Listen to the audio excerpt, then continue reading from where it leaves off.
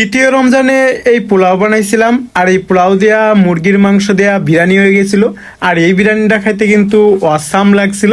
তো বিরিয়ানি খাইতে কিন্তু খুবই টেস্ট একদম বেশি ছিল। আসসালামু আলাইকুম, ওয়েলকাম ব্যাক টু আমার ভিডিও।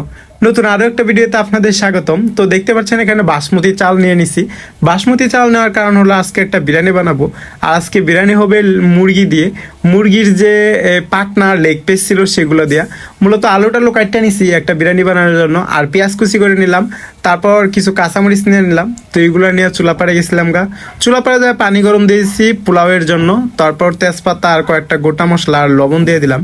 আর এই পাশ দিয়ে আমি সেই মুরগিটা আর কি রান্না করে নেব। তার জন্য আগে পেঁয়াজের বেরেস্তা বানিয়ে নেব। পেঁয়াজ বেরেস্তা বানিয়ে পেঁয়াজটা আলাদাভাবে উঠে রাখবো। তো পেঁয়াজ উঠে নিয়ে সেখানে একটু পেঁয়াজে আবার ওই মুরগিগুলার বাজার নেবো একটু তেলে। তো মুরগির পাখনা দিয়ে আজকের এই মানে কাচ্চিটা রান্না করবো। তার জন্য মুরগির পাখনাগুলো ভালো করে আসলে দিয়ে নিছি, বাজ্যা নিছি। তো বাজাবাজি শেষে গেলে কয়েকটা আলু বাজ্যা নিবো। আর বিরিয়ানির মধ্যে কিন্তু বড় বড় গোল গোল আলু না হলে মজা লাগে না। তো এই দিক দিয়ে আলু ভাজা হয়ে গেছে। হ্যাঁ, ওই কড়াইয়ে আমি মশলাটুকু কষিয়ে এই মুরগির গোস্তটুকু কষায় নিবো। তো মশলা কষানোর জন্য এখানে পেঁয়াজ কুচি দিয়ে দিলাম সয়াবিন তেলে।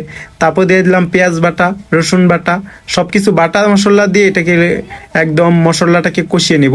মশলা এদিক দিয়ে কষানো হয়েছিল, আর এদিক দিয়ে আমার মুরগিগুলো দিয়ে দিলাম। তো মুরগিটা দিয়ে একটু নাড়াচাড়া পাড়া তারপরে ডাকনা দিয়ে ডাকিয়ে দিয়েছিলাম।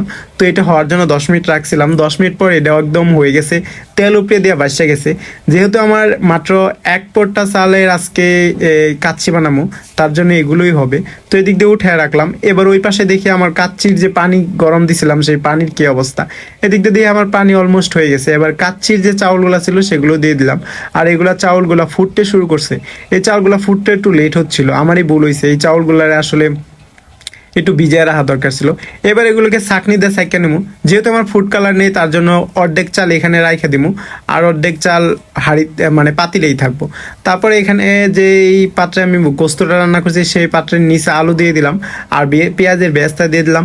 তারপরে এর উপরে সাদা রাইসগুলো যে তুলে রাখছিলাম সেগুলো দিলাম। আর সেগুলো সাদা রাইস দেওয়া শেষ হয়ে গেলে এখানে দিয়ে দিব আমি সেই মুরগির মাংসগুলো। তো মুরগির মাংসগুলো দিয়ে দেওয়া শেষ হয়ে গেলে জোল টোল দিয়ে দিব। জোল টোল দিয়ে দেওয়া শেষ হয়ে গেলে যে পেঁয়াজের বেরেস্তা ছিল সেই বেরেস্তা দিয়ে দিব। এখন বেরেস্তা দেওয়া শেষ হয়ে গেছে, এবার দিয়ে দিতে হবে কাঁচামরিচ। আর কাঁচামরিচ দেওয়া শেষ হয়ে গেলে এখন যে বাকি রাইসটুকু ছিল সেই রাইসে আমি কিছু হলুদ দিয়ে দিয়েছিলাম। হলুদ দেওয়ার কারণে 2 রকমের কালার দেখা যাচ্ছিল। তারপরে এটা একদম সুপা সুপা করে দিছি। সুপা করে দেওয়ার পরে এখানে একটা একটু টেস্টিং সল্ট দিলাম। দেওয়ার পর এটা ডাইকা দেওয়া আয়ে পড়ছিলাম। 20 মিনিট পর যা দিয়ে এটা দিয়ে ধোয়া ছুটছে, মানে অন্যরকম একটা গ্রান আইতেছে। তো এটা এখন আমার উল্টানোর পালা। তো এটা একটু নাড়াচাড়া দিতেছি এদিক আর ওদিক। দেখতে পাচ্ছেন দেখতে কতটা সুন্দর হয়েছে। আসলে খাবার যত বেশি সুন্দর দেখা যাবে, খেতেও কিন্তু তার চেয়ে বেশি ভালো লাগবে। তো কাচ্চি আমার হয়ে গেছে, এবার কাচ্চি খাওয়ার পালা। আজকে যেহেতু রমজানের জন্য বানাইছি, তো ইফতারের জন্য তো আজামের সময় খাওয়া হবে, পরিবেশন করছে এখনই। তো এটা আসলে এক সাইডে দিয়ে পরিবেশন করা পালা। তো এবার নিয়ে নিলাম একটু কাচ্চি। তো কাচ্চির মাংসগুলো একটু বড় বড় লাগে। আজকে কিন্তু আমি মুরগির পাখনা এবং লেগ পিস দিয়ে আজকের এই কাচ্চিটা বানাইছি। তো কাচ্চিটা দেখতে কেমন হয়েছে সেটা জানাবেন। আর ঘরে শসা ছিল না, যার জন্য টমেটো দিয়ে একটু সালাদ নিয়ে নিছি। আর নিয়ে নিছি একটু এই ট্যাঙের পানি। তো এই ট্যাঙের পানি দিয়ে আজান দিয়ে দিছি। তো ট্যাঙের পানি দিয়ে আসলে ইফতার করব।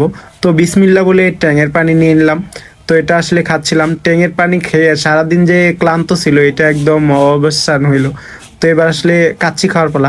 দেখি কাচ্চির কি টেস্ট আসে। তো বিসমিল্লাহ। আসলে কাচ্চি যখন খাচ্ছিলাম ভালোই লাগতেছিল। তো আসলে হালকা হালকা হালকা একটু লবণ বেশি হয়েছে। তো লবণ যদি ঠিক থাকে খাবারই ঠিক থাকে। তো ইসলাম আমার আজকের ভিডিও কেমন লাগলো জানাবেন। যদি ভালো লাগে অবশ্যই লাইক করেন, শেয়ার করবেন। এটা ইসলাম আমার আজকের ভিডিও। ভালো থাকবেন, সুস্থ থাকবেন। Tata, good bye.